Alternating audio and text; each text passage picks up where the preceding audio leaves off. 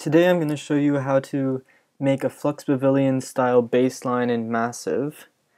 And the way I'm going to do that is by just going step by step and actually showing you the sound that's sort of developing as it goes, instead of just playing the final product after clicking a bunch of buttons.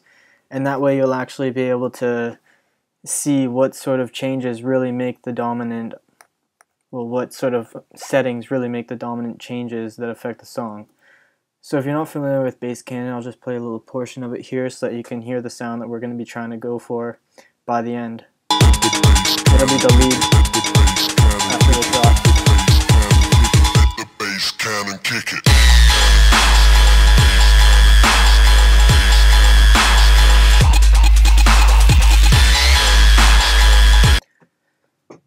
So pretty simple, well, easier said than done.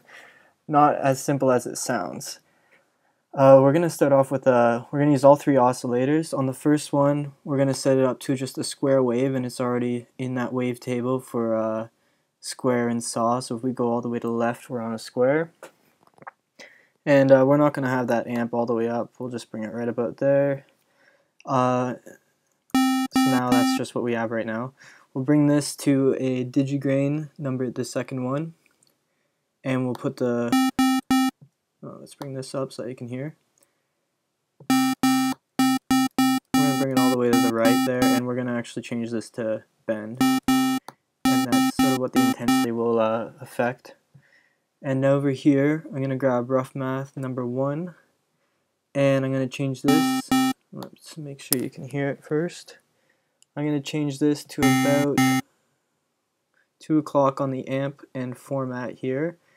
And the format is really going to make a big difference. The format, we're going to have it all the way up over here. It's a very high setting. We'll move this pitch up to 1 octave above. That'll be 12. This one, 24 octaves below. So we sort of got a sound like that going on right now. And before I get into some effects, I'm just going to set up an LFO here. And got it set to rate here, and I'm going to go up 16, so 1 to 16 ratio, and just a normal sine wave. I'm going to bring this both here and over here, and this is going to affect the pitch ever so slightly. Just an LFO for about 0.2-ish.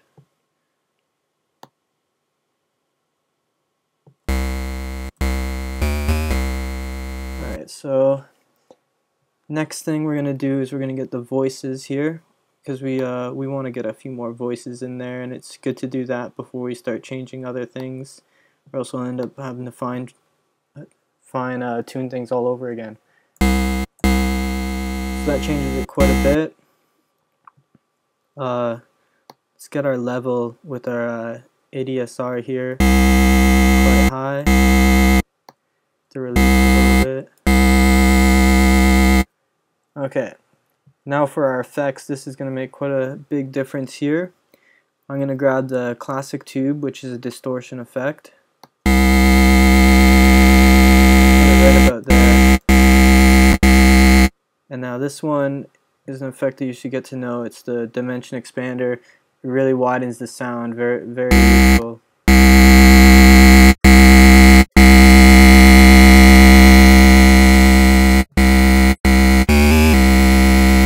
So we're getting a little bit closer. I'm going to do some modulation now.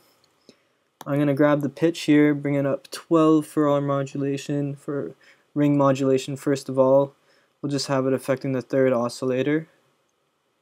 And we'll set that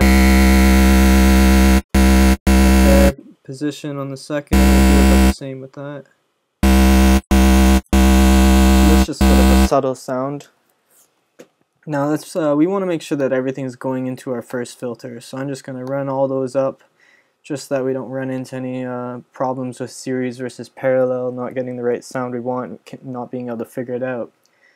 So now for our first filter, it's the only filter we're going to use. We're going to set the screen filter, and right now you can't hear anything because the cutoff's all the way down.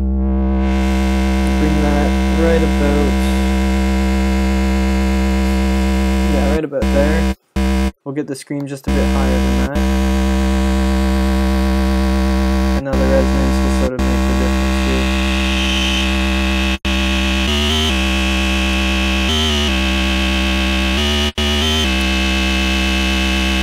Okay, I'm gonna do something really quick down here.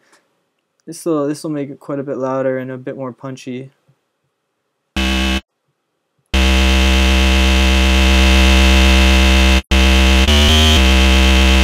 Alright, and now we're just going to set an EQ. Actually, let's get a bit crusher on, can't hurt. Set it to about 9 o'clock there, and about 50.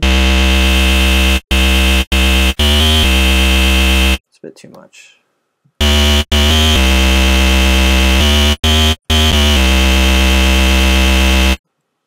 Alright, I'm going to head over to the EQ now, and we're just going to boost the high shelf. And I'm not going to get quite as much a high end as there is in this song, unfortunately, but just doing this really quick so that you can understand sort of what factors really make the big difference when you're creating a sound, instead of just watching the process and then hearing the final product.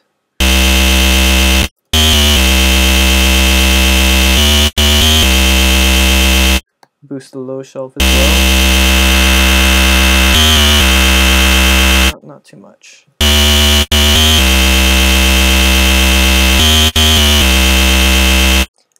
Alright, so it's not perfect, but I just wanted to take you through that very quickly without spending too much time on it, just that you could sort of emphasizing your knowledge of being able to see what effects really made the big difference. So to go over them, the dimension expander was a big one. The distortion here was a pretty good one as well. The modulation was quite subtle, but it does make a difference in the end. Verses. And that's it. We'll just listen to the bass canon and see how we fared overall.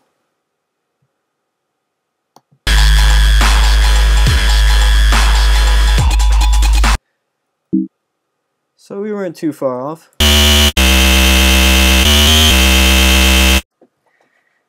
And that's it for this tutorial. I'm just going to keep it quick. And that's just a Flux Pavilion style sort of dubstep lead that you can mess around with. And just sort of the techniques that he uses to make that, although he doesn't use Massive obviously. They can apply to anything, whatever you're using and whatever sound you're trying to make. It's good to know this kind of thing.